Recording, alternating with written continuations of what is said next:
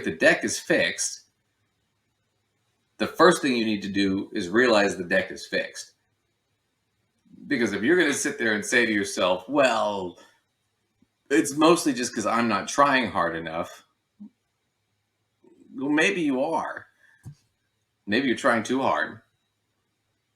Right?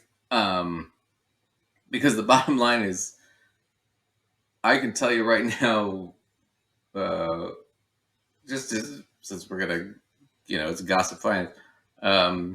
My parents helped me out with college. They couldn't help me out a ton. They weren't rich. They were first generation to go to college. But they did help me out financially when they could. That was a lot more than other people I knew. I had friends whose parents paid for their college. If my parents could have paid for my college, they would have. There are people that get out of college and mom and dad get them that 6-figure job right out of the gate. Didn't happen for me. My parents didn't have that kind of wealth or connections, but it does happen. And I don't have a problem with those people. There's nothing wrong with that. But to sit there and say to people that didn't have any of those advantages, well, the problem is you just don't, it's a character issue. You're not trying hard enough. You're not doing well enough. That's disgusting to me, because it's not true. Because it's simply not true. Sometimes when you jump into, the finances of success in college, and you even think about internships, how important internships are in certain areas, maybe some more so than others, but who are the people who can afford to take these unpaid or barely paid internships? Well, primarily it's the people whose families were able to put the bill for college, who don't have to work so much on top of it, right?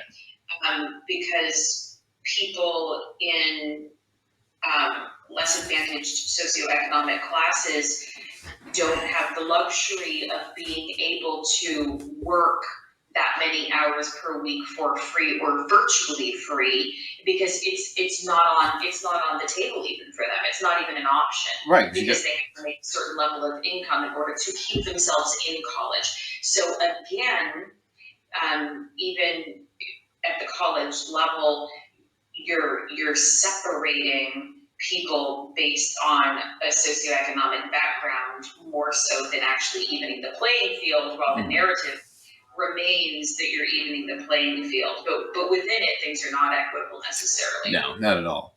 Not at all. But let's, since we've already nailed the coffin shut, let's now light it on fire real quick. So, oh yeah, you're going to love this. What we got? Let's see if I have it. Oh, come on. What's going on here? Oh, here we go. So this is, and I just took University of Tennessee in Knoxville. Okay. Mm-hmm. And this is the tuition and fees, just tuition and fees. This doesn't cover books, supplies, housing, food, anything else, just tuition and fees. And it goes from 1982-83 academic year to the 2018-2019 academic year. Okay? It's not quite 30 years. Okay? So if you graduated from college in 1982, your tuition and fees were $289 per year. Okay? Mm-hmm.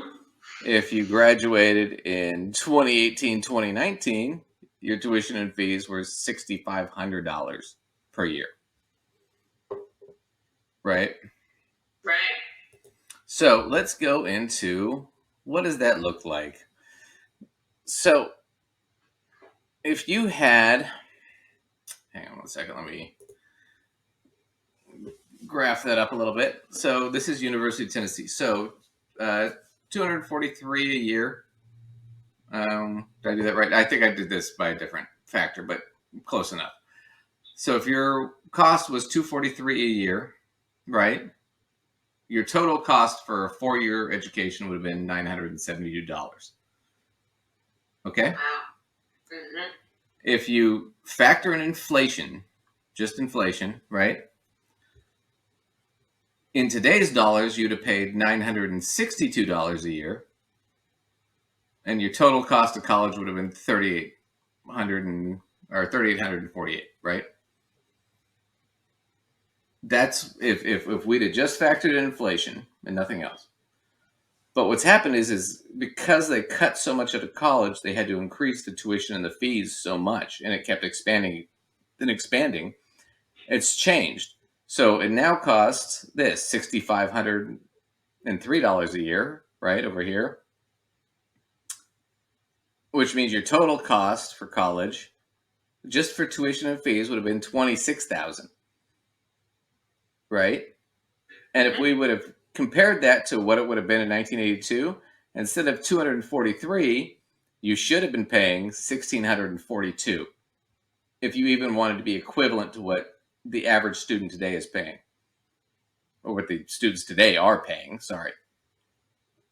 And your total cost would have been 6,569 as opposed to 972, which means even factoring in inflation, the cost of college has increased at the University of Tennessee for sure, but just overall about 675%. So it's almost 7 times more expensive to go to school than it was in 1982. I guess the magic question becomes, what about the wages? Oh, look at you reading my mind. So I just factored in minimum wage here, not average wage, which would probably make it worse. But minimum wage in 1982 was $3.35 an hour. That's federal, right? If you worked full time, you'd have made $6,700 a year. Well, 972, right? Going back to the previous slide, $972 total is not that much. 243 out of out of 6,700 is nothing, right? Mm-hmm. So you could have worked full time at McDonald's and easily paid for your college and still been able to live. Wouldn't have been a big deal. And if that were equivalent to today's dollars, you'd be making $13.32 an hour. Just inflation. I'm not factoring in anything else but inflation. But so full time, you'd be making 26, right? But inflation has only risen to 725 federally. So a full time person working at minimum wage would only be making 14,500. The equivalent in 1982 of what a person today is making would be $1.82 an hour, or $3,648 a year. So half, right? Right. So it's a 45% decrease in the minimum wage, which means the total swing for college for a minimum wage worker from somebody from 1982 to somebody in 2019, not even 30 years later, means that person has got a swing, a financial swing of 1,227% increased cost just to go to school. Yeah, it just makes the gap that much bigger. It's horrific. Yeah. It makes it almost impossible, right? So how do you go to school, right? So the idea that these people are like, well, it's just you can just work or get scholarships or something. It's like, no. You don't understand how much the cost has risen. It's risen to a point where it's intolerable. Right. And that's It's by not sustainable. It's not a sustainable system, period. right. And we just watched that clip from Anna Kasparian with Lee Atwater, who was the chief Reagan strategist, the N-word guy. And that was his thing. Let's cut this, we'll cut this, we'll cut this. And the thing is it hurts minorities more than it hurts white people. But it also hurts a lot of white people. And in fact, if you're talking about total numbers, it hurts more white people than it hurts minorities. If you're talking about percentages, it hurts minorities worse. Right. But if you're talking about total numbers, because there's more white people in this country, they're like half the country, then it hurts a lot of poor white people. But they don't care as long as they keep things to where they want them. They don't want too many educated people mucking up the system. Essentially, they're maintaining an economic divide. Right, so Really. they can maintain power. And Right. um, yeah, and so that's just to give you sort of the history of how that happened and why it happened and what happened. Um, and Lacey and I are millennials.